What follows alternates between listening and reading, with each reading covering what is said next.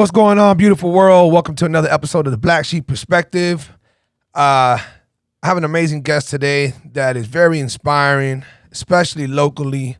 The man has done so many things on the entrepreneur tip and so quickly, and has gotten so much support from Miami, from close friends, from one of our cities, Kendall.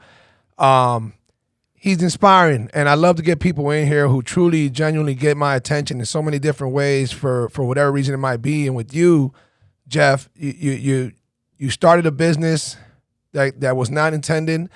You give these amazing shout outs to people that you would never think helped you in this journey of yours, and you become a well-known person throughout the community, which is the most important, much less throughout our city. And I think you're just a great example of entrepreneurship and how difficult it is. And I know we're going to go into details of that, but I have with me the owner of Apocalypse BBQ, which is probably number one right now, just whooping everybody's ass. I don't think there's anybody close. I don't know any other restaurant that gets spoken about the way Apocalypse does. And it's the biggest hit, and then you're the biggest reason because of it. And bro, I just want to tell you thank you for joining the podcast. I know you're going to say some dope shit that a lot of people are going to learn from today, man. Hopefully, man. Thank you for having me. It's super dope. It's super dope to be out here. It's super dope to be hanging out, and let's have a dope conversation. The crazy part, bro, and it's wild how things just fall in your lap sometimes. You can call it manifestation. You can call it, if you're a religious person, God did this. This podcast game means so much to me, and I love doing it, and I'll do it forever. No matter which route it goes, I'll do it forever. But I really do it because I'm passionate about it. I'm really passionate about the people that I have on. I really want to pick apart their brain and get to know what is it that got you here, depending on what your story is, so on and so forth. And I've been hearing nothing but the dopest shits about your place, Apocalypse, and I've never been there because I damn near don't go out, and you know where I'm at. I'm at Lifetime 6 days a week working my ass off, right? So here I am thinking, okay, now I'm working at Lifetime. Man, there's a lot of interesting people here who got great stories, entrepreneurs, businessmen, all that stuff, students. And I start talking to my staff, my coworkers. And I'm like, hey, guys, we need to put our heads together. I need y'all to help me look for the next podcast guest, man. Oh, what are you looking for, Wes? And I start just dropping shit, people who did, people who that, people that. And it was almost instantaneous, 3 people that got named, and you were one of them. Oh, shit. And so I'm like, oh, hell yeah, dude. I would love to interview that dude. And they never pointed you out now. So I don't know what the fuck you looked like at the time.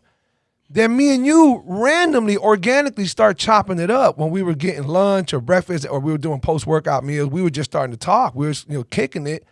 And then one day after we were done kicking it, we said bye to each other. And then my coworker goes up to me and she goes, oh, did you ask him? I said, ask him what? Ask him to be on the podcast. I said, wait, oh, that's the Apocalypse BBQ owner? Yeah, that's him. I go, get the fuck out of here. That dude's cool as fuck. I didn't even know it was him. And that's just random as hell. Wow, man. There you go. Look at how that happens, The world works in crazy. You got a great energy about you, brother. You really do. And, people really like you and they gravitate towards you. Tell us this story about how this all first started, because it wasn't something that you dreamed of. It wasn't some long lost thing. This kind of fell in your lap because of different reasons of COVID, but even before that, how did this all happen? Yeah, I mean, we got time, right? So I'm gonna go all in. Dude, so this happened. Barbecue, I guess, started happening in my life way before I had any kind of culinary professional chef aspirations in any capacity. At a young age, I grew up in a household that cooking was very important. My dad is from Argentina, my mom is from Brazil. Oh, hell. Meat and cooking and asado and churrasco, that culture has always been very big into how I grew up. Every gathering was some sort of barbecue, some sort of cookout, some sort of steak was being grilled. Something with open fire was always happening. And so as I grew up and I started kind of experimenting with cooking myself, my dad taught me a couple things about grilling. My mom taught me a couple things about grilling because my mom could throw it down pretty damn well. I started getting more into it. And then obviously my parents have these deep Latin roots, but I'm growing up in the United States. My friends are introducing me to American barbecue. And I fell in love. Ribs were my shit. And it's just something that I was always chasing after, and it became a little bit of a passion. And I would go find places. I would drive crazy distances. I would travel to go have barbecue just to learn, right? Just to experience and to eat really good food. I'm a fat boy for life, so it's just something that I did. And then when I was like 23, I was leaving my house one day. I had a cold. I had a really bad cold, and I went to the doctor and I was like, "Yo, I can't shake this. Whatever. Like, help me out. Let me get some medication, cough syrup, whatever." And he was like, "Yo, man, it's almost time for like your yearly checkup. You're here. We might as well do the blood test. Like, you want to get that out of the way?" And I was like, "Sure, whatever. Let's do it." And so I did the test. They sent out the results. I left. A couple of days later, it's a Saturday night, and I gotta really paint the picture for you. You gotta understand something. At this time in my life, I was working. I had my dream job. I was working in the marketing department of Apple. I was part of a team called Marcom, and I was working in Latin America, particularly focused in Mexico and Brazil. And I was doing my dream job, right, telling stories for an incredible company. I was in the best shape of my life. I was powerlifting. I was at this gym called Elite U. My trainer, Nick Soto, was guiding me through. I was swole as could be, best shape I've ever been in. And I was just killing it, dude. Like, the world was mine. There was nothing to get in my way. And so I get this cold. I go to the doctor, whatever. It's Saturday night. I call one of my boys. I'm like, "Yo, let's go to Bougainvillea's. Let's get a couple drinks. Let's hang out, whatever." And it's 8 o'clock. I'm walking out the door. I get a phone call. It's my doctor. Super weird. Like, maybe he wants to grab a beer. I don't know. So I answer the phone, and he's like, "What are you doing?" And I'm like, "I'm getting ready to go to a bar." And he's like, "No, I need you to go to Mercy Hospital." That's where his office was based. He's like, "I need you to go to Mercy Hospital. I have the results from your test. And when I look at the results of your test and I look at you, these things don't match up. But if there's any chance that these results are right, like, you can't be walking around." And I'm like, "Yo, what the okay?" So I've never taken anything really serious. I was talking to my mom, and my mom was like, "Oh my God, like, what do you think it is? Like, what's going on?" And I'm like, "I don't know, bro. I probably just have cancer. No big deal." And Shit. I like the attitude, though. That's the type of dumb shit I would say. yeah, well, turns out I did. God. And I went to the hospital. They redid all the tests, and I was there for 2 weeks while they tried to figure out what was going on. My immune system was completely shot. I had leukemia, acute myeloid leukemia. So my white blood cells were basically non-existent. My red blood cells were basically non-existent. My body just wasn't producing. And I also didn't have any platelets.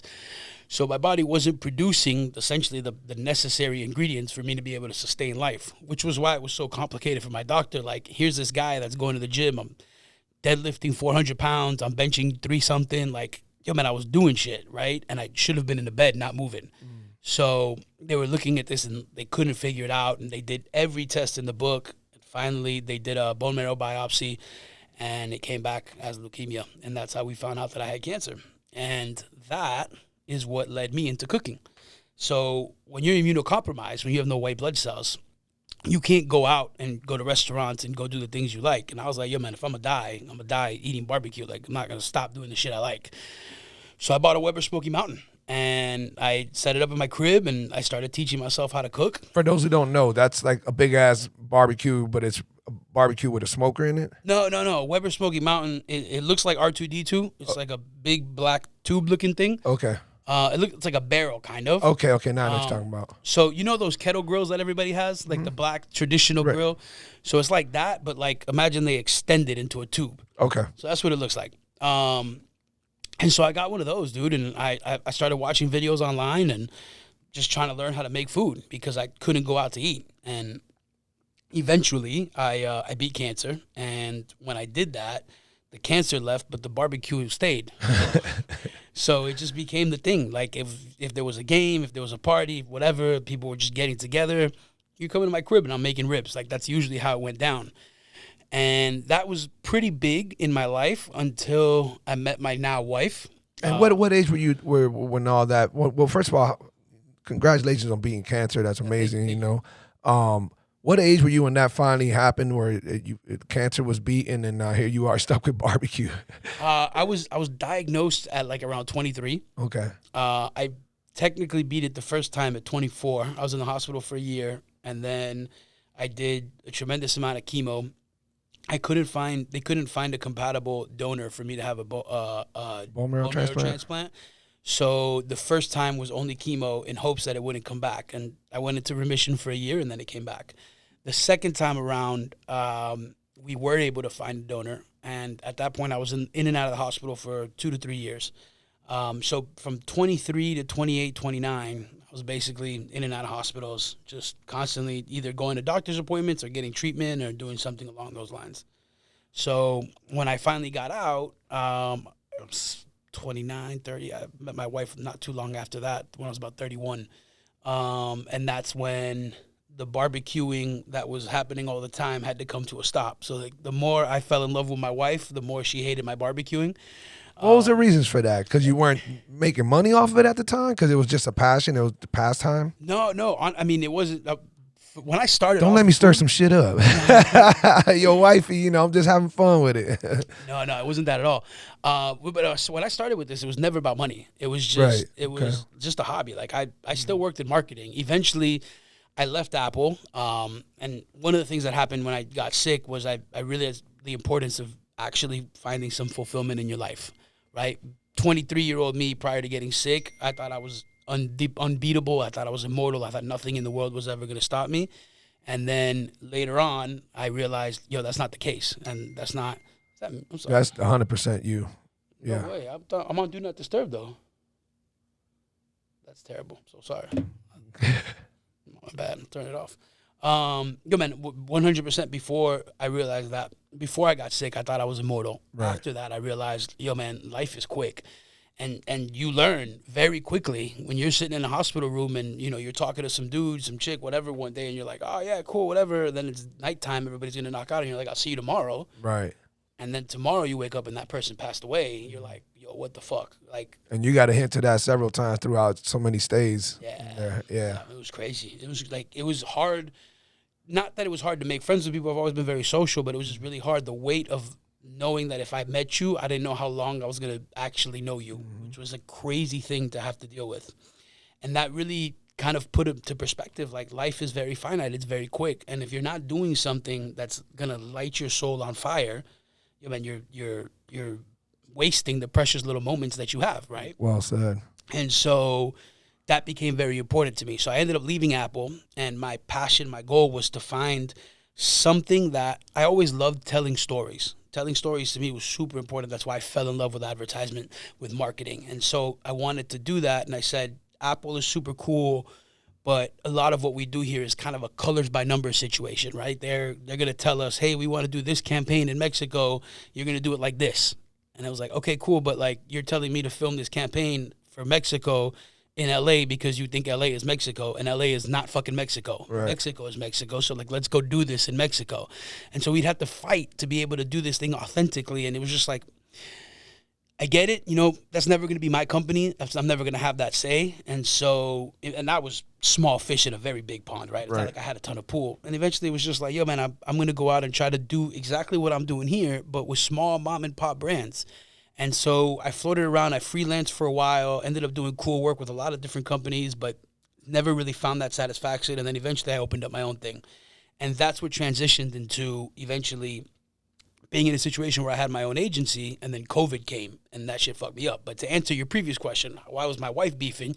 It wasn't about the money. It was about, I would spend all day outside cooking. I smelled like ass. I was sweaty as fuck. Right. And, I'd be dirtying up the house. And she was like, yo, you're outside, and I'm here entertaining our guests. And, like, and she was my girlfriend at the time, right? We didn't live together. We had just met. And she's like, yo, I don't get to hang out with you. So, like, this is not fun for me. Like, I'm here to chill with you, and you're outside making valid food. Valid points. So, the more I fell in love, the less barbecuing happened. And then all of those things that I just talked about took place. And then eventually I got to the point where COVID came, and then everybody was calling me up, and at that point I was working mainly with like mom and pop businesses, and they were like, yo, love the work you're doing, love everything that you're giving us, but we don't know what's going on in the world right now. We gotta put this marketing thing on pause. Right. And so we did. They did, right? And now all of a sudden I'm unemployed, sitting at home, and my wife is a nurse, and she's working front lines. So she's putting in 40, 50, 60, 70 hours a week sometimes. And I'm kind of like her errand boy is basically what it ended up being. So anything that she needed done in the house, like, I was the one that had to go and do it.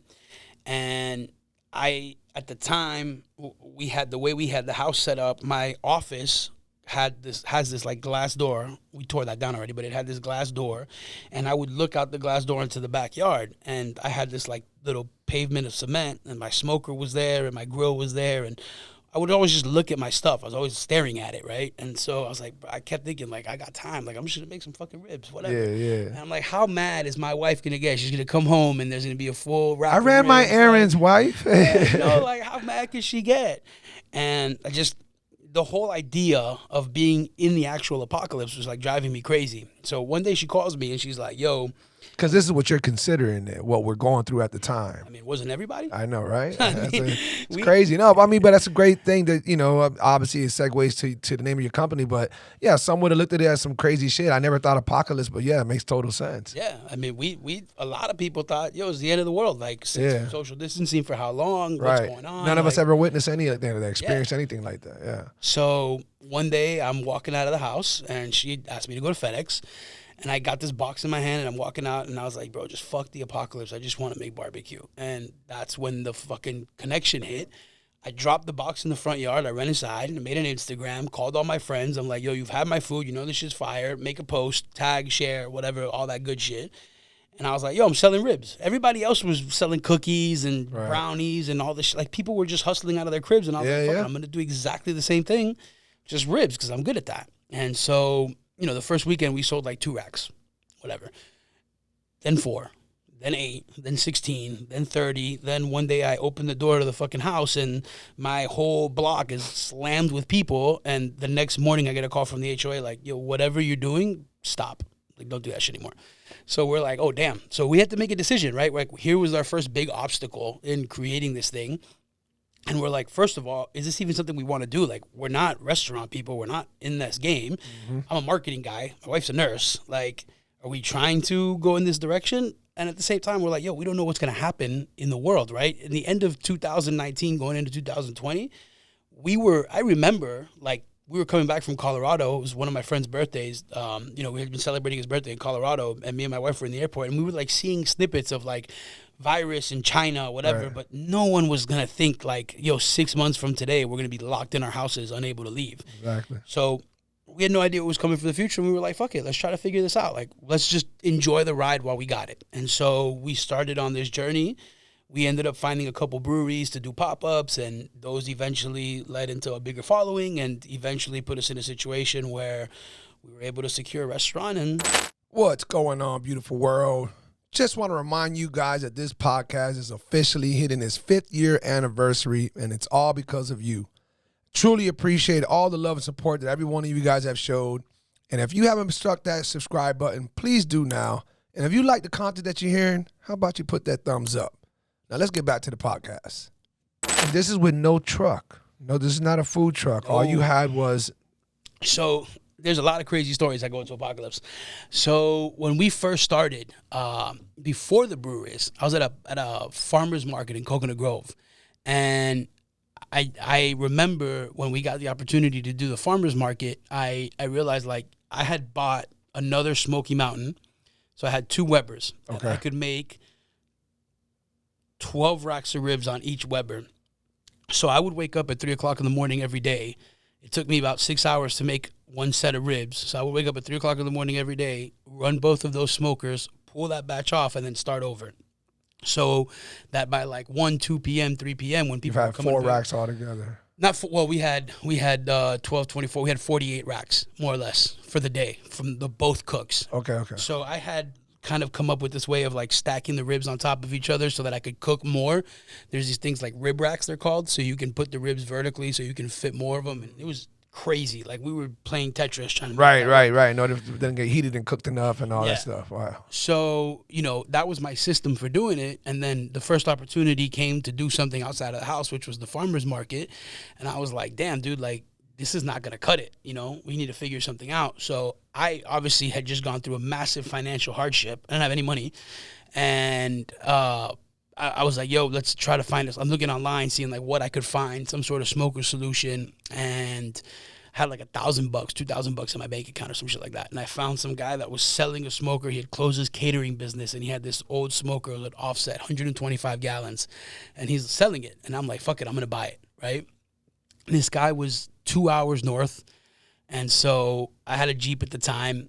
Never had driven a car with a trailer. Had no idea how I was going to get this home. I hit up one of my boys. His name's Stunner. He owns a gym called Stunner's. Yeah, Gabriel. Shout out to Gabriel. Yeah. So I hit up Gabby, and I was like, yo, can you come with me to pick this shit up? Like, I need to put it on a trailer or whatever. And he's like, I can't, but you could take my trailer. There you go. And I'm like, I don't know how to drive with a fucking trailer. He's like, different, man. People don't know. That shit's a whole skill on its own. And it's scary what the shit it does to you. Yeah.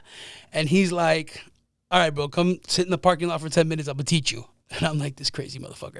So he's like, listen, driving forward's easy. Like, wherever you go, the car's going to follow you. It's just driving backwards. That's what you got to focus on. And it's backwards going backwards. Right. So after like 20 minutes of that, he's like, look, take the trailer. Whatever you do, don't drive in reverse. You'll be fine.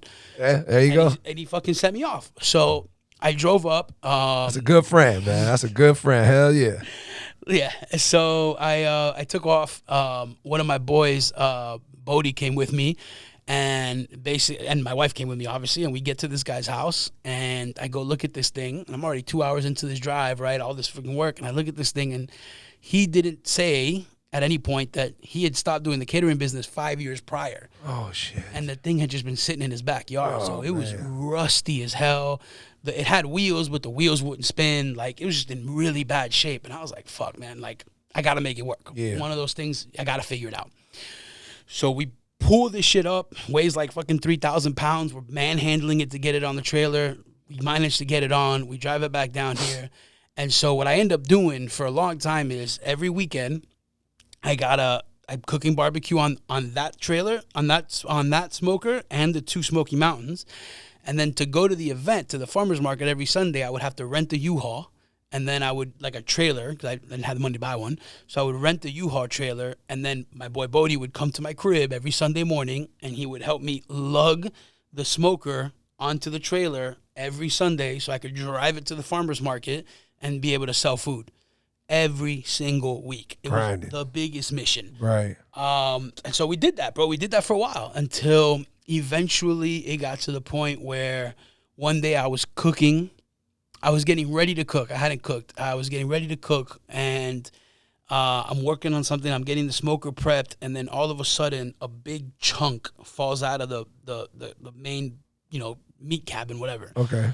And a massive chunk of metal that had just been rusted just falls right out, bro. And the thing is useless because now all the heat and all the smoke is just gonna go out the hole. I can't cook in it. And it was like, that was like a Saturday, and we had, a pop-up on Sunday, and I'm freaking out. And then a week later, my wife, it was Valentine's Day. My wife had surprised me with a trip to Texas. She's like, yo, for Valentine's Day, we're going to go to Austin. We're going to walk around and have barbecue.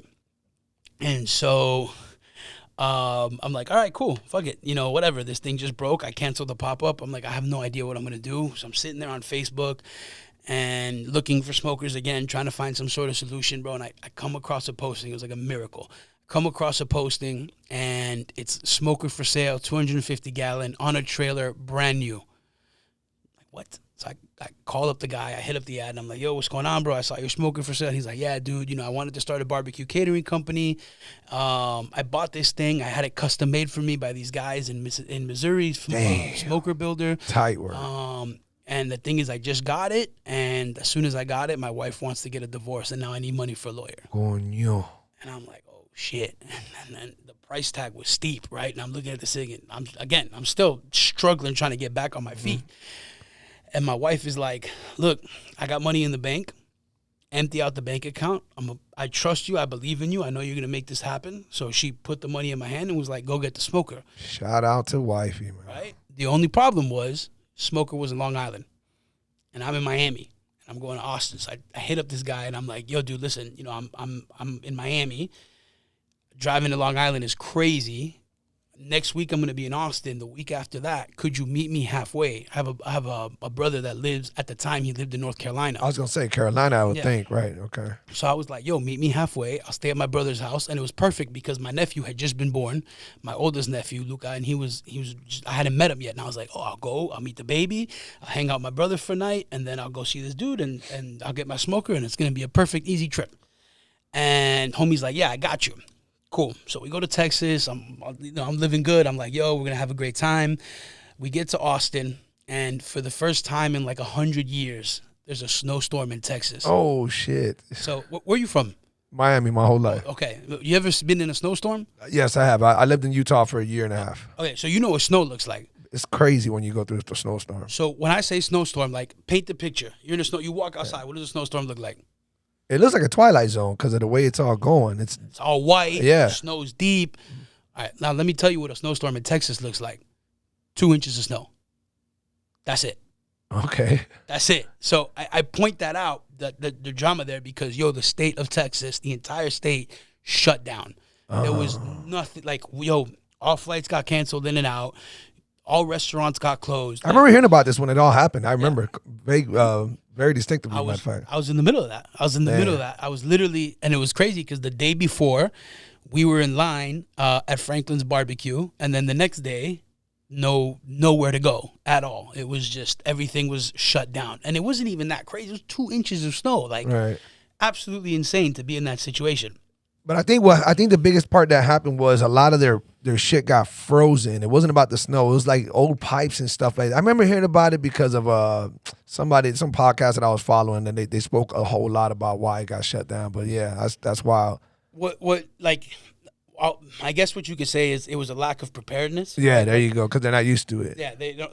And listen, I'll give some credit. If a 2-inch snowstorm happened in Miami, we'd be fucked, right? I get it, but it's still kind of like ridiculous to think about it. Like, we're literally, homie, I was stuck in a hotel with my wife, and there was no food in the hotel. They ended up serving brisket chili from leftover brisket they had, and it was a 4-ounce portion at $40 a bowl. Like, the shit was crazy. I really felt like we were back in the Armageddon. Like, wow. It was insane. So, you talk about Apocalypse, and that's exactly what it felt like. So they're slinging these $40 bowls of chili, right? It's crazy. And so we're stuck, and there's no flights in or out of Texas. And so I needed to make it back home because obviously I was set up to meet with this dude. So I'm like, fuck, I'm not going to make it. So I call him up, and I'm like, yo, homie, here's the situation. I'm stuck in Texas. Can we push this back a week or two or whatever? Like, just give me some time so I can get back home and get to you. And he's like, brother, listen, unfortunately, I can't move it. This was like the one weekend that worked out for me because I was able to coordinate something with my girlfriend, and she's got family there, but I work, and I just started a new job, and da-da-da. And I was like, okay, well, can you, like, hold the smoker for me? He's like, yo, man, like, I really can't do that. I mean, if you send me a deposit, but unless you send me a deposit, like, I really can't do that because I need this money. And I didn't know this dude, so I wasn't trying to send, like, this is all the money I got to my name. Right. I'm not trying to send you a deposit, right? No, like, he was a nice guy, and he ended up being an honest person, but I didn't know that. It's the internet, like, what are you going to do? So I'm like, shit. So we're trying to figure it out, and finally we find a flight. Like, we're on the phone all day, all night, calling the airline. We finally find a flight. I call the guy, and I'm like, and I had missed the deadline with him. I'm like, yo, I'm not going to be able to make it, like, this day, but I can come 2 days after. He's like, yeah, it's cool, but you're going to have to meet me in Long Island. Fuck it. Fly back home, take a 30-minute nap, chill for a minute at the crib, pack my bags real quick. I'm like, I'm out. Get in my car, kiss my wife. I got to go get the smoker. So what I do is I call my brother, and I'm like, yo, here's the situation. I'm going to crash in you because it's halfway. I'm going to drive to Carolinas. It's a long-ass drive. I'm going to get to your house. I'm going to crash for the night, and then the next day I'm going to drive to Long Island. And it ended up being like 12 and 12 hours, just 8 and 8 hours. I don't remember what the split was, but it was right even. And he's like, all right, cool, whatever. I get to his crib, meet my nephew, super great. And then he's like, hey, listen, surprise, I'm going to go with you to Long Island so you don't have to drive by yourself. So he hops in the car with me. We leave his house the next morning, make it to Long Island. We get there at night. He was like, I'm going to be honest, the only reason I came is because there's a pizza spot in Long Island that I hadn't been to in forever. He's like, I need to go to this pizza spot, so we're going there for dinner. And I'm like, all right, whatever, dude. So we get pizza. We go back to, we had rented some shitty hotel room. We crash. We're out. Next morning, I link up with this dude. I grab the smoker, and I'm like, yo, man, I appreciate it. And fucking haul ass back to the Carolinas, drop him off in North Carolina, and then spend the night again with him, and then haul ass back to Miami for a pop-up that weekend with the new smoker. You still got that bad boy? Yeah. Nice. Black Betty. She's in storage right now. Black Betty. Yeah. So, and that's... Yeah, man, that's some. So that's what you were toting around for the longest time, and then people must have mistaken that, that whole whatever visual effect. They must have thought they saw a food truck, but it was never a food truck. It was never a food truck. It was that smoker, a tent, and my black Jeep. And every Sunday, or whatever day it was for every single pop-up, I would load that Jeep up. I had some Cambros. I would cook 24 hours, 48 hours, whatever it took. I'd cook all night. load up the Cambros, go to the spot. My mother-in-law would come with me. My wife would come with me. I had a homie at the time, Alec. He was coming with me. And, we would set up a tent. We started off in this spot called Box Elder. Shout out to those guys for being one of the dopest food incubators in Miami. They gave birth to a lot of really dope food concepts. And for a long time, we would just hang out at Box Elder and slang food. So this is a great segue into being able to educate a lot of people out there who might go this direction. Not saying particularly barbecue, but serving food, maybe even a food truck, or maybe just want to go into the restaurant business. This is great for them to feed off of because they hear about the struggle, they see the distance that you literally had to travel to make this happen, the sacrifices that were made, involving people that helped, which your wife came through big time, and other people who played their small roles. Now here you are, rocking solid, doing your thing. When did it hit you, and talk to us about the transition into, okay, I'm going to get a restaurant. I need a spot. Because there's a lot of people, you just said you gave a shout out to these people who help all these small companies come up, right? Well, they don't all get restaurants. They don't all get brick and mortar. So when did it hit you that you wanted to go in that direction, and how did you approach that? Because now we're talking about, you don't have to disclose, detailed numbers, but now we're talking about big investments. You're talking about first, last, and deposit on a big enough place. Where is it at? Where the location is going to raise the price, lower the price, whatever it is. Your location is also going to hurt you or help you. Walk us through that process from knocking it out the park in this place and other pop-ups that you were doing. So that's actually a crazy story.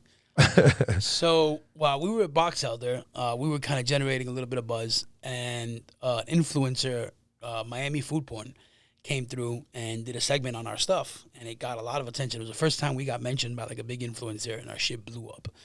And all of a sudden... So a key point right there, sorry to interrupt, is for you guys trying to, make something of your service or your product or whatever, influencers can play a key role. They definitely can. Without and I don't know how big were they micro or they macro or they fucking big guy, Miami Food Porn was definitely it's still definitely a big influencer.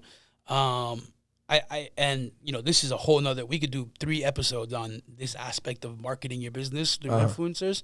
A lot of people want to hate on the influencer game, and they're like, oh, that's pay to play or whatever. And they don't understand that that's modern day advertisement. That's right. Nobody's sitting in front of a TV and nobody's listening to the radio or opening up a newspaper. If you want to get the word out, you got to go to what people are consuming, and people are consuming content by influencers.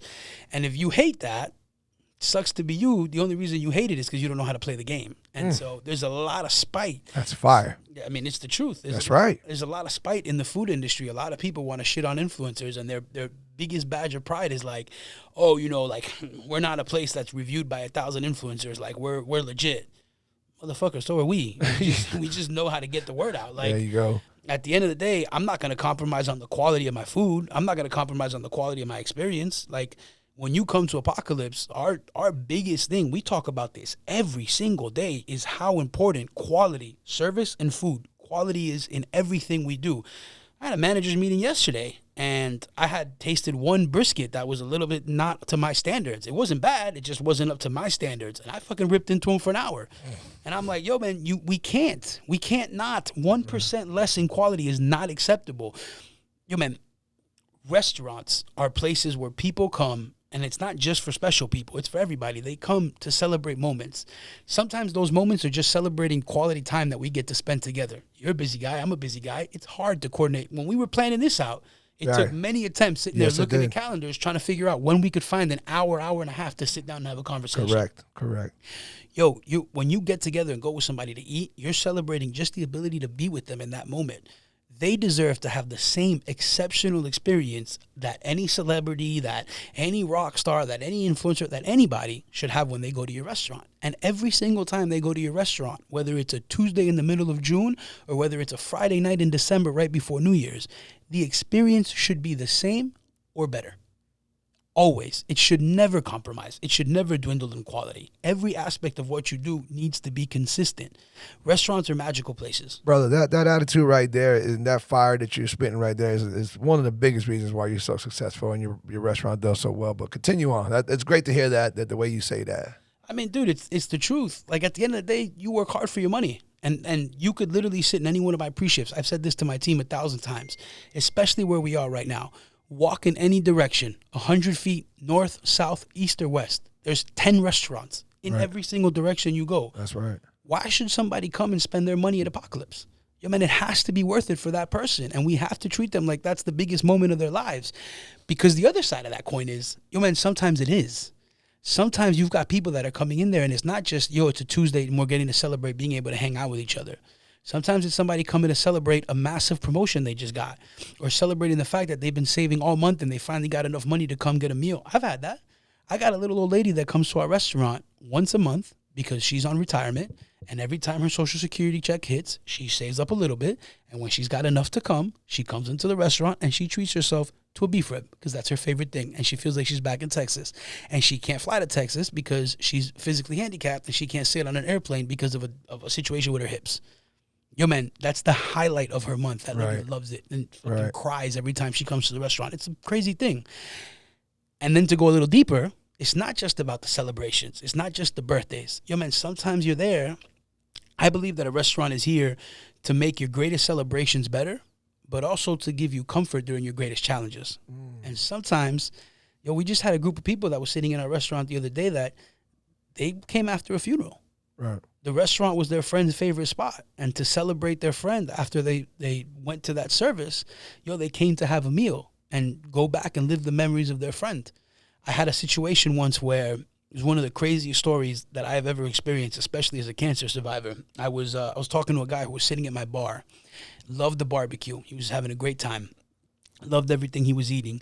And we started having conversation, and he's like, man, the only thing at the time I didn't serve beef ribs. They weren't on my menu. And beef ribs are historically a pain in the ass to make. Really? Yeah, they're big and they don't yield a lot. So from a business perspective, the numbers don't really add up. Okay. And so... kind of like if you're growing weed, but never mind. Go ahead. So it's always kind of like a bitch to put that out there. So I had tried to stay away from them as much as I could. And then eventually I didn't have a choice. I was talking to this guy, and we had been working on getting him on the menu. We had been talking about it, and you know, he tells me all this stuff, and he's like, "Oh man, the only thing I wish is that you guys had beef ribs on your menu." And it's like the end of our conversation, and I'm like, "Bro, listen, don't worry about it. Come back in a month. I'm working on it. Come back in a month, and I'm gonna have some ribs for you. I got you covered. I'm gonna make that dream come true." And he pauses for a second, and he looks at me, and he's like, "I'm not gonna make it back." I'm like, "What do you mean? Like, thought you loved the food?" He's like, "I did. But I have stage 4 terminal cancer, and I'm probably not going to be alive in a month." Oh, man. Yo, man, that guy intentionally made one of his last meals, one of his last experiences on earth was at my restaurant. That's fucking crazy. That's wild. Yo, the responsibility that we have as an organization, as a restaurant, as a hospitality hub, right, as a community gathering place, to make sure that every fucking experience is A1 is you cannot waver. You know, and circling back to what almost started this whole little part that you've been talking about, you said it can't be 1% off from what you expect. No. And I was thinking, man, people listening right now must think, what a micromanaging motherfucker. Oh my God, it must be so hard working for him. And they don't. And that's fine. That's fine. I don't give a fuck. That's fine, because once again, that's why you put out the quality shit that you put out. That's why you have the quality players that you have. And right before we started recording, you told me about something else that you want to bring to the organization to help everybody be better key players. But you know, for people hearing that, now that they hear all these great stories and how you make it, you bring it to light as to how big of an impact that one experience at your restaurant can have on somebody, whether the funeral, celebration, or a final meal, or you know, the old lady who can't make it back to what brings her to her Southern comfort. Now you realize why the consistency has to be there, you know, for anybody out there who might have been thinking that, you know, you're micromanaging too hard, it's okay to this and that. Nah, man, I think that's dope. I think that's dope. As a trainer, whether it comes to mixed martial arts or even personal training in the fitness world, we say it all the time. One of the biggest keys to success is consistency. You have to have the consistency and the discipline. Yep. So it applies to anything, and to me, that's exactly what you're saying with the way you run your ship. So, and then bring us back. So then you guys, when did you find out that you wanted to have the restaurant, that this is the way you wanted to go? Because again, big investment, big chance to take there. Not everybody makes it. Matter of fact, I've heard a lot of times, don't do brick and mortar. That's where people go too far. They stay in your lane and be successful this way. Brick and mortar brings a whole shitload of other fucking problems. But here you go. When I was in marketing, I had a mentor. His name's Arturo Nunez, somebody I look up to tremendously. And he taught me an incredible amount of things. And one thing he used to say to me all the time, because ultimately he ended up investing in restaurants and nightclubs, because something he's very passionate about. And he used to say to me before he made those investments, he was like, I know that restaurants and nightclubs are where your money goes to die. That was the saying, and that's 100% for a lot of cases it is. For people that don't understand how to operate properly and don't understand the requirements of how to make your business successful, it can definitely be where your money goes to die. But if you take your time to really learn the ins and outs of the industry and you understand the financials, right, the business side of it, which is very important, it's doable. It's 100% doable. And I'm not saying everybody's going to go out there and become a billionaire, right? But, you could create a really nice livelihood, and you could create a place where people come and start really rewarding careers, and you can create a place where people make amazing memories that they carry with them for the rest of their lives. And at those three things combined, man, that's a recipe for a very satisfying life. Right. Sorry for the interruption, folks, but I need to remind you guys just how fucking awesome you are. This podcast is hitting its 5th year, and we are celebrating by shouting you guys out. Thank you so much for showing all the love and support that you've been doing so for so long, and let's continue it. So going back to what you asked me originally, how did we get started? How do we make that jump? So Miami Food Porn came by. They did this post, and they talked about us, and we started getting all kinds of tractions. And at the time, I couldn't do barbecue more than like one day a week, right? It was just me. I had to trim the meat, season the meat, I would make all my rubs and my sauce. Everything was from scratch, right? So I had to prepare all that stuff and then get it set up and then smoke it. And brisket takes 24 hours to smoke sometimes. And so I was cooking all night, and there's only so much that you could do as one person. And so barbecue was once a week. But at the same time, I wasn't really working. My wife was carrying all the weight, and I had to figure out a way to kind of compensate and bring a little bit more to the table. And so we started doing burgers. That was my solution. I had a lot of brisket trimmings that were kind of left over from the meat from what we were cooking, and I would grind that up, and I would start making burger patties. Oh, God, that sounds good. No, it was fire. It was fire. Fuck. And so I remember Thursday nights we used to do burgers. The problem is, I'm learning as I go, right? I'm flying, but I'm building the airplane as I'm flying. I'm trying to figure this out. And so my wife had given me for my birthday a Next grill.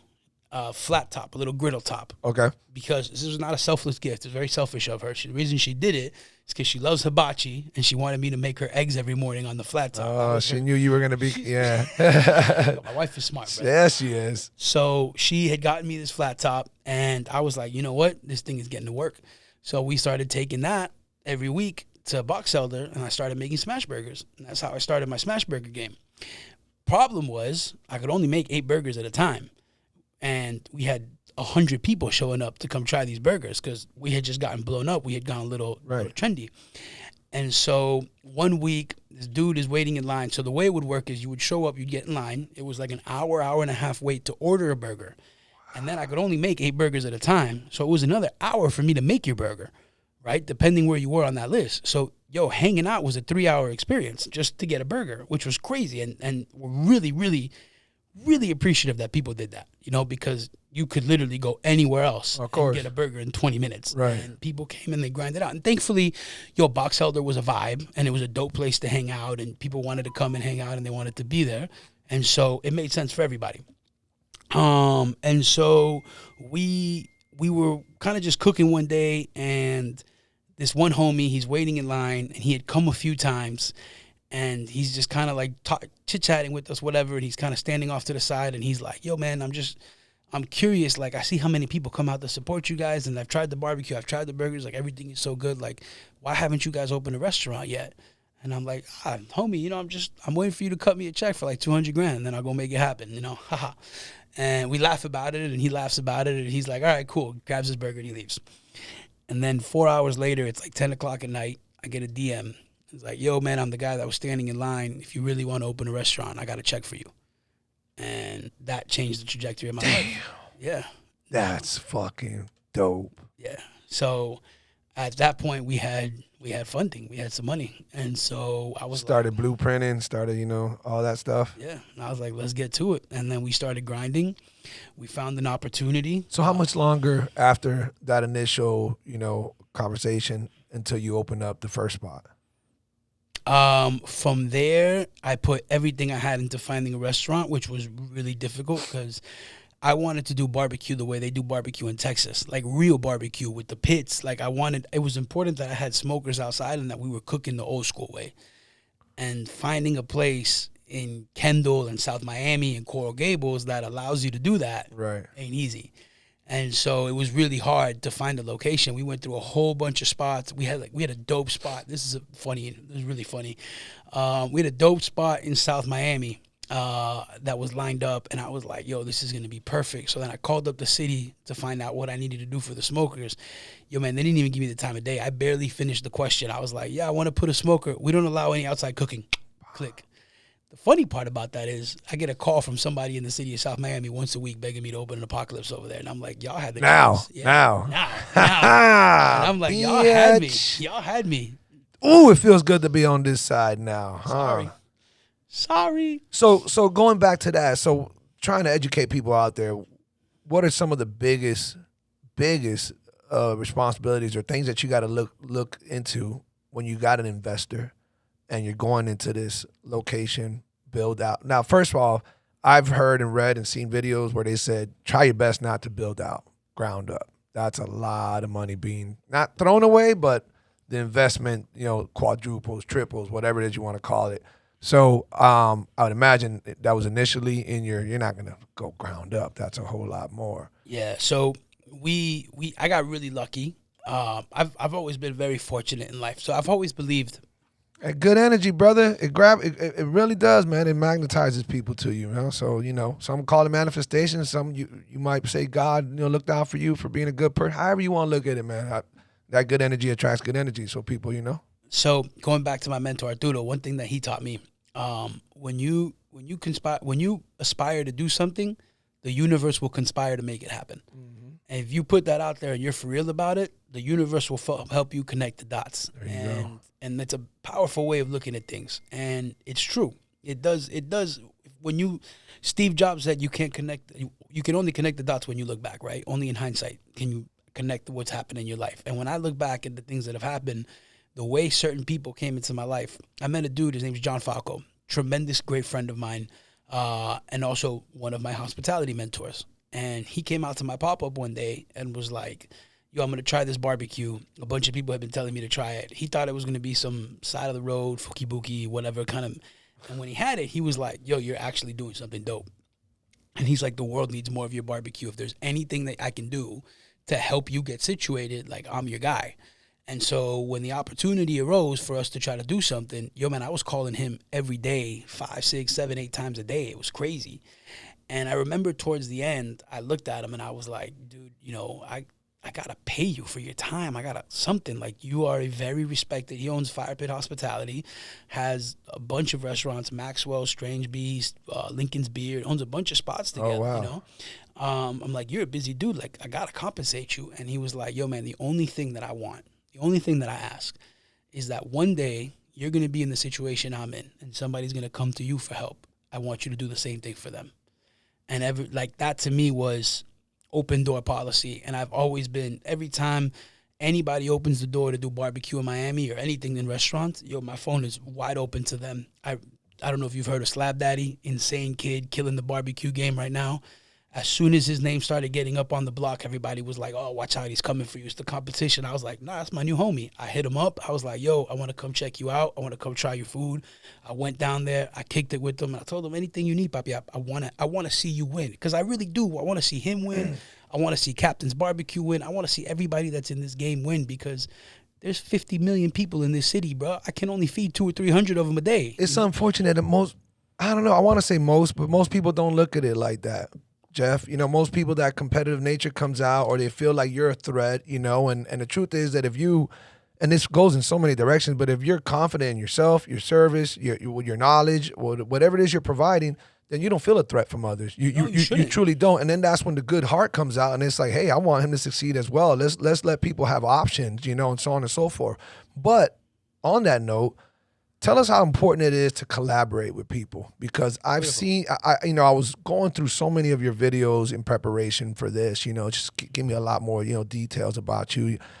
And I was gonna say before you said that story, I was like, man, it really seems like you're somebody who pays it forward. It really seems like you try to give back to the community, you try to give back to people, and so on and so forth. And again, this is all before getting to know you this well right now. I seen that you did a collab with a pizza joint in the beach, and the way you presented it, I was like, oh, this is dope. He's actually out here reaching out to other people. How important is that to collab, to help you put your brand out there and also to reach out to other people? Yo, man, I think it's insanely important. One is this is community, right? Like Miami, I think for a long time has operated under this very it's all about me, very selfish mentality. Yeah. And that shit sucks. We have this beautiful city. I think it's the greatest city in the world. And we, Preach. I love where I'm from. I'm 305 till I die. Yes, sir. And I would love for the gastronomy here to be better and destroy New York and LA and all these places that people are like, oh, the food is so dope. Fuck you, we're better. And the only way that we can be the best of the best is if we work together to get there. Because I can't know everything. I definitely don't know shit, right? I'm new to this. I'm not a chef. I'm not classically trained like my boy Pablo from Zitzum, who's a fucking insane super genius when it comes to cooking. Like, that guy looks at 5 random ingredients and all of a sudden you're eating the best thing you've ever had in your life. I'm not that guy. I know how to barbecue because I learned how to barbecue from trial and error, and I make really good stuff because I take pride in what I do and I'm dedicated to it. But I don't have that level of geniusness. But when I work with Pablo, I've collaborated with Pablo a few times now. We got another one coming up now at the end of September. And whenever I work with Pablo, I walk away 10,000 times better than I was when I sat down with him. Another great person that I've learned so much from, Danny from Sandwich. I'm sure you've heard of the... Yes. Yo, man, Danny is one of the most electrifying people I have ever met in my life. Like, there's times when, you could just come in contact with that guy and you'll be feeling 20% battery, and you just come near him and he'll say 3 things to you, and all of a sudden you're like that scene in Iron Man when he's fighting Thor and then the Thor hits him with the lightning and then his battery's 500%. You feel it. I'm like that. I'm like, yo, I'm ready to conquer whatever, because the dude is just straight fire, right? And when I sit with him and I chat, like, he's got these ideas for business development and all these things that he's going to do. And he's the same mentality. Like, I'm going to open the door and I'm going to push you to do dope shit because I'm doing dope shit and you should be on that level. And I'll never forget a conversation I had with him one time about another homie of ours, Jolano's Deli. Jolano makes these fire, incredible sandwiches. But when Joe started kicking off, when he started his deli, he would be sold out in like an hour or two. People would go crazy. They'd come get these sandwiches, and his shit was super craft, so there was only so much he could make. And Danny one day was like, Papi, like, I want to eat your sandwiches, but I work. I can't be there in the 2 hours that you're open. So they started a lot of communication to see, like, yo, how can I help you do better? That right there is what builds community. Now more people can have dope sandwiches. And we deserve to have dope sandwiches. The city deserves that. And that only happens when we reach across the border and we say, yo, what's up? Let's work together. So I'm a huge believer. I think collaboration is critical. I think it's essential for growth. I think it's essential for pushing yourself out of your comfort zone, for learning, and for just becoming better for you and the city around you. All right, so collabs is a must, and I'm glad you're making that very clear because, some people, I don't know, I guess it depends on where your career in, but too many times I've seen other people complain about doing collabs because they feel like someone is trying to overshadow them, or I think it's more of the Miami thing that you said. Miami has been too, like we're all in competition, and they haven't let that loose yet. They haven't, lowered that guard yet, and for that reason, not enough people collab, but I think that's great advice. Now, I had Joaquin Ortiz, shout out to Joaquin, Kino's his nickname. He's the owner, one of the owners of the Jealous Fork. An amazing. They made their fame off of pancakes, and then they went from there. But their pancakes is just phenomenal. They made the thicker version, and they turned it into mixing it with burgers and ropa vieja and vaca frita and shit you would never imagine on a pancake. Shout out to Jealous Fork, they do great. When we were here, we were talking about the difficulties nowadays to hire the young staff that you typically would hire, like most businesses would hire young staff for the cost rate and availability and so on and so forth. How difficult is it to be part of that when you have these sensitive kids, you have these kids who have been zoned into these phones for so long, and everything else that comes with that. I'm gonna try my best not to bash them and call them as soft as they are, but how is it? Hey, I love you youngsters, man. Y'all support the podcast. Make sure you subscribe. Nothing but love, man. But this goes out to the soft ones who like to complain too much, who don't know what hard work is. And really, when you're trying to preach such a passionate thing, because it's almost like, the quality of the food is going to be number one, but the quality of service and teaching these people, these staff members of, the memories that you cause that, you're part of and everything that we spoke about prior. It's hard to teach kids who are disconnected with life that, who are so stuck to their phones, who base their validity based upon likes and fucking how many people follow them, So what's that been like, hiring staff on the younger side and trying to, educate them to what you look for? Yo, man, I think first, all of these things that we described right now that you just talked about, like, I think that exists for every generation. Okay. I think we've kind of put this focus on, like, this younger generation as, like, oh, they're the ones that are like, so whatever. And we forget that the people that preceded us also had their case of soft people that were also just, it wasn't as zoomed in, I guess. It wasn't as vocal because not everything was so clearly communicated. Okay. I think softness has existed in every generation. I think there's doers and there's people who get it and who hustle, and there's people who don't, right? And right. I think Kobe was a great example of being able to separate that. And he would talk about people. He's like, yo, I can't speak to lazy people. I don't speak that language. Mm-hmm. That's Kobe Bryant era. Like, we had that present. I think you got to understand what makes people work and what makes them tick. And I think if you can help them identify their hopes and dreams, that phone is less of a distraction. I think this generation has been painted kind of a bleak picture on what they're able to aspire to. The promise of owning a home has become very big compared to what it was many years ago. People could buy a crib for $20,000 80 years ago in Westchester. Mm-hmm. That same crib today is $500,000, and salaries haven't really reflected that. And so these guys end up in a situation where they're kind of like, man, there's not a lot of hope out there for me. Like, I'm going to work my whole life and I'm never going to be able to do this, or I'm never going to be able to do that. And it's coming to the realization that those boundaries aren't real. That's self-imposed, right? You've allowed society to put you in a box, but you can break out of that box and you can do any fucking thing you want, as long as you have the will, drive, and dedication and you're willing to commit. If you're willing to put in the hard work, it will pay off. And if you can help guide that horse to water, I guarantee you that horse will drink. And that's the best thing that you can do as a leader. Is I try to paint the picture for them every single day. Like, yo, you guys look at me now, and yeah, I own a restaurant, and yeah, I'm doing dope shit, and like I'm living a good life today. I wasn't always in this situation. I was broke as fuck most of my life. Growing up, I did not have it. I was not with the haves. I was with the have-nots. I had to hustle. I had to figure it out. I had to do some crazy shit to try to survive. And a lot of that developed character, and it helped push me to where I am right now, but it wasn't always like easy street. And so I kind of try to relate to them, and I try to say, like, hey, man, listen, I get it. There's struggles. There's difficulties in front of you. And I want you to learn, and I want you to take everything that we're doing here at Apocalypse and understand, it's not just about being dope in the restaurant. It's about being dope at life. What we strive to do is to create better citizens of the world.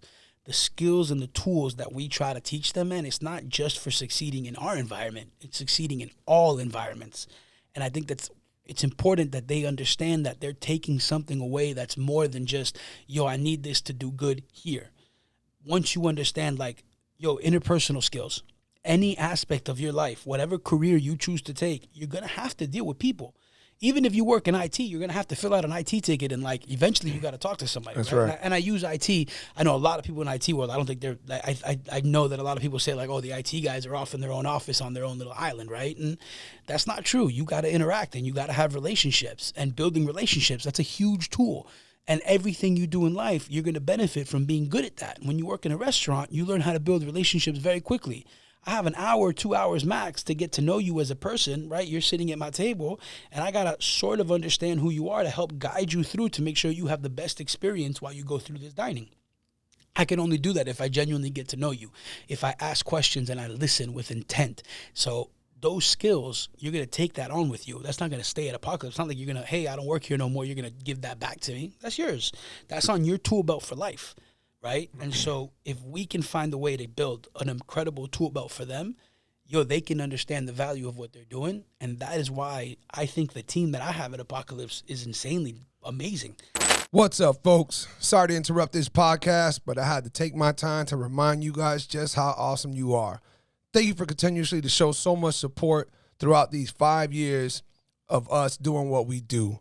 Truly appreciate it. And if you do too, please don't forget to subscribe. And if you like the content, hit that thumbs up. Matter of fact, if you want to show a little bit of extra love, how about you send this link to a friend? Truly appreciate all the support. Now let's get back to the show. You know, one of the videos that I saw, that I saved, and I talked to you about it right before school started. Today is what, September 2nd, 3rd, I think. Yeah. So school just started a week ago or so, depending on what school or where you at in the United States. And you gave a shout out to the teachers. Yep. And when you gave a shout out you didn't just give a shout out. Hey, shout out to teachers. You didn't do that. What you did instead was you recited a time in your life when you had no direction. And you really were up to no good, not knowing what you were going to do, and you were ready to drop out of school. Yeah. And a specific teacher randomly heard about that you were disgruntled and you were, I guess leading astray, and they decided to talk to you. And you didn't even talk about the details about what that talk was, but you said that talk that teacher had such an impact on you, and it helped you start going in the right direction. Had nothing to do with Apocalypse just yet, just in that time frame in regards to where you were at. And that piggybacks exactly what you're saying right now in regards to we should try to educate these young people and try to put them in the right direction, because look, you're paying it forward right now. Again, it's something that you do because that teacher had such an impact on you. You gave them a shout out, and you were trying to remind everybody out there because teachers have it so tough. Yeah. And even if you're not a teacher, you're trying, because I myself, Jeff, I'm not gonna lie to you. A lot of times I got this saying that once somebody shows their true color, once somebody shows their intent, you just got to let them crash into the wall on their own. You're not going to be able to change that. They have to learn the hard way. An unfortunate thing. It's such a rare breed who's really going to take your sound advice and do it without their going through with their predisposed, intuition or what they already thought. When somebody asks you for advice, 9 times out of 10, they don't want your specific advice. They're just trying to validate what they already want to do. That's all it is. So it's difficult, with dealing with certain people. But what you say is true. It is true. We should have patience, and we should try to educate them so that they can take these life skills and put it back into life itself. And it seems like that's exactly what you've been doing with your restaurant, man. You take it to the next level. Yeah, man. It's dope, right? Like I'm in a really unique position where I get to provide a little bit of guidance, and I get to be a teacher in my own way, right? And I get to give these kids skills and tools and resources to hopefully go on and do something better, man. And that's literally what my responsibility is to them. Like, you come work at Apocalypse, you're going to put in your time, and yeah, you're going to make money, and that you're going to get a paycheck. Of course, you get paid for the work you do, but man, you also hopefully walk out of this a little bit better of a person than you walked into it. Right. And moving forward, Jeff, so you said, I remember I asked you, were you getting ready to try to franchise? And you said that wasn't something that got your attention. I don't put no words in your mouth, but you had mentioned that it wasn't something that got your attention right now because really you rather open another restaurant, make sure you put every bit of effort like you did for the first one, follow the formula that works, which is, not even 1% less than what it is. Yeah. And then maybe, so first of all, what's going on with the second restaurant? How close are we to that? We're looking for opportunities that make sense. It's not easy, lining up all the resources that are required to do barbecue the way we do barbecue, right? Having these smokers, and I think it was difficult when we had no idea what we were doing. I think it's even more difficult now that we know what we need, right? Because we're looking at situations, and now we're just very quick to be like, yo, this isn't going to work. So the list of potential spaces that we could go into shrinks every day, because it's hard to find a place that I can put a smoker, 1,000-gallon, 4,000-gallon offsets that are going to be working outside 24 hours a day. So that's the big challenge, finding a spot that allows us to get into it, to do things the way we want, but also makes sense geographically for us, right? I don't want to be. Everybody hits me up all the time like, yo, when are you going to open in Wynwood? When are you going to open in Wynwood? And I have zero interest in doing Wynwood, South Beach. Like, those places are dope in their own rights. And I think amazing things are happening over there.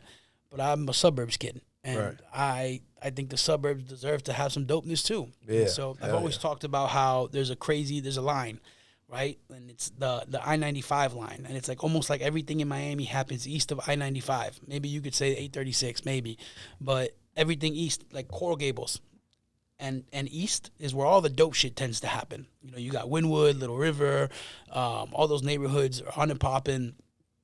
You go through the list of 10 hottest restaurants, and you're like, oh, what's the best restaurant in Miami right now? Zitzum's in Coral Gables, Walrus Rodeo, in Little River, Boyade, same neighborhood. Like, all these spots are just super popping on the east. So the West, I think, deserves to have something a little bit cool too, and I think we should have some dope food out here. So I want to focus on finding suburb-like neighborhoods, the Kendalls, mainly Kendall, the South Miamis, you know, the Westchesters. Like, I want to be able to do dope stuff for the people that are out here, and so that's finding a spot makes it a little challenging. But Speaking of dope for the people, man, the people did a dope thing for you and for your restaurant when you faced yep. the possibilities of not being permitted to put your smokers outside, something that you have been doing for a while, and then the county was thinking about, I guess, shutting that down for whatever reasons, and then you asked the community to come help you, support you, and have a voice in the vote that happened not too long ago. What was this about? Yeah, so the way it works is the county was doing their job, right? The county was trying to make sure that people are following the rules and it's not the wild, wild west. So it wasn't really a beef with the county per se. It was just they were out there trying to make sure that regulations were being followed that had been instilled to make sure that the general public is in a safe environment. And so smokers by nature, because they burn wood, are considered industrial tools. And business, there's different zonings for different things inside of every city, right? You map everything out, so you try to put all the industrial stuff together, and you usually put it away from residential stuff, right? So like by the airport or in Homestead and places that generally aren't going to interfere with day-to-day life because they require tools that are loud and abruptive and disruptive, and they can be a nuisance. So you don't want somebody living right next to that. Right. And so where we are now, our current location, is considered a business use too, which means it can hold restaurants and movie theaters and things that generate foot traffic but aren't necessarily chaotic. And so by nature, again, a smoker is an industrial tool. And so we had to ask the county for a variance to show like, yo, can we get permission to do this without breaking any rules? We're not trying to get shut down by zoning. And so part of that is that you have to come before a community board, and that has to be assessed. And what the community board is doing is that they're looking out for the best interest of the community. So they wanted to make sure that the community supported it. We understood that to say, if you want to see the community support, let's bring the community to you so you can see how much they support. And we put the call out and let everybody know, hey, we need you guys to show up so that the county understands how important this is, so that you guys, so that we can continue operating and everybody can continue enjoying the barbecue that they've always enjoyed. And we thought people were going to come, but we thought it was going to be like 10 or 20 of them, and everybody showed up. Man, we had like 200 people show up. I was just going to exactly look like 3, yeah. It was crazy. It was crazy. What an amazing feeling, though, right? To get that support back. Well, it's not like you were out there giving free food. No, these people came to support you. It was insane. It was insane. So we were actually the second item on the agenda, and then once the community board saw how many people walked in, they're like, no, we're going to do Apocalypse first so we get them out the way, yeah. And I was like, yo, cool, man. And it was, if you watch the clips, there was a piece there at the end when they granted the approval, and they said it, man, like. Yeah, you got into tears. You got emotional. I mean, dude, it was a big challenge. It was something that had been hanging over our heads for a long time. And, you know, to be done with that chapter and be able to move on and to be like, yo, we're going to be here for the next 30 years. I can live out. I've always made a promise that Apocalypse is the type of place, it should be the type of place that somebody can come on their first date and eventually hopefully propose to that person in our restaurant, and then get married, and then have kids, and then bring their kids, and then their kids can bring their first dates, and then repeat the cycle. That's what restaurants are for. And so how do we, you know, for people watching and those of you who want to support, how do we get like Dave Portnoy to come visit your spot? And even though he does pizzas, just so he can, you know, do that, like how do we get, I mean, obviously the influencers, you know, you've done other podcasts. You've been on news stations before. I believe you were on, was it NBC? I mean, you might have done them all. I'm not sure. Yeah, but, I've done a few of them.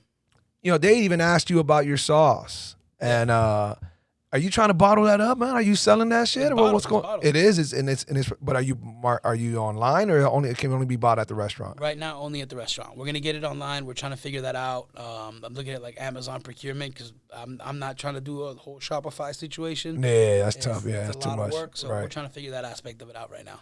But that's definitely on something that you want to do because is that much? Is it what all 3 sauces or is there more? It's 3 sauces right now. Yeah, so It's the Carolina one. it's our Carolina mustard, which is we call it mojo mustard because we try to Miami-fy everything, right? So Carolina mustard sauce with a little bit of mojo in it. And then we've got our Odo Negro sauce, which is like our foundation barbecue sauce. That's what we're most known for. That's our cafecito sauce. We actually brew Cuban coffee colada to make that sauce. It's one of the main ingredients. And finally, we have the OG sauce, which is like our traditional barbecue sauce. We use that for like our pulled pork and stuff. And it's our take on a very traditional OG style barbecue sauce. So how do people get the fame? You were name dropping these places in Wynwood and downtown and the beach, South Beach. Is it an influencer? Does it have to be a celebrity? Is it calling these magazines to come over here and do a story on you? How does that work? Or is it just due time, getting paid, dues paid, and eventually the word gets out enough? I think it's a mix, right? Like if you're really trying to be aggressive and get your name out there, you get yourself a really good publicist and you find somebody, a social media manager, and you start working and reaching out to people and building relationships and inviting them over to your spot to check it out. A lot of these people, there's an integrity aspect to this we were talking about earlier. You have a lot of very respectable journalists that they won't take an invitation to come to your spot. They got to find the time to go out there and do it kind of anonymously. And that's cool, right? I like the anonymous tip because that way they think that you don't try to do anything different. They want it organically. So Yeah. okay. And listen, I respect that 100%, right? And I look forward to every single one of those guys coming and reviewing our spot and giving an honest assessment. And I think again, you just got to understand for people that are in the business game, right? You could have the dopest grilled cheese spot in the game. You could make the most insane. You hand make the brioche slices and you massage the cheese inside. You milk the cow and make the cheese yourself. You have the most insane grilled cheese sandwich. Right. But what does that matter if nobody knows you're there? Mm-hmm. If you open up a spot right here across the street, right, in the warehouse district, right here in Kendall on 120th, who's going to know that there's the greatest grilled cheese in the world? How is somebody on Kendall Drive working a 9 to 5 in an office building right now, how are they supposed to know that's there? But if you advertise it and you give them a chance to come through and experience it, then that's a different story, right? Now they know to find it. Now, I think it's very important. I think where a lot of people go wrong is they put a lot of money into advertising their businesses and they make a promise of quality and they fail to follow through on that promise. If you're going to put it out there, it's your responsibility to make sure that you live up to the expectations that you're setting. That's right. If I'm telling you you're going to have amazing barbecue when you come to my restaurant, I damn well got to make sure you're going to have amazing barbecue when you come to my restaurant. Are you trying to do to help the notoriety? Are you trying to do like cook-off, not cook-offs, but like joint cook-offs, like compete your shit, your sauce, your meat, or your top chef in some like nationally known thing or maybe some statewide known thing? Does that help out? I mean, I'm sure it does, but does that get your interest? It does. I think it's super cool. I did a lot of that when we started off. Okay. I had done a couple of them. I find that they tend to be a little bit too political. Yeah, it's dramatic for no reason. Like I'm out here just trying to have fun and cook some barbecue and like hopefully this donates to a good cause, right? Some sort of collaborative effort comes out of this and someone benefits from it. But then there's all this like drama that goes into it. And I'm a grown ass man. I don't got time for your drama, bro. Like right. I'm trying to run a business. I'm trying to take care of people. Like if you like, I can't, right? So I do participate every year in the Pig Roast Bowl, which is hosted by a dude named Kiko. And he does a really dope thing where it's the biggest pig roast in I think the world right now. I think he's like literally about to get like a Guinness Book of World Records kind of a situation. And he benefits the Love Fund, so it helps support police officers. And there's no drama. It's just come and eat a lot. The most dramatic thing about his competition is that you got to eat so much fucking pork that at the end of it, you need to chug a bottle of Pepto-Bismol because your stomach is going to be ass from so much meat that you got to eat.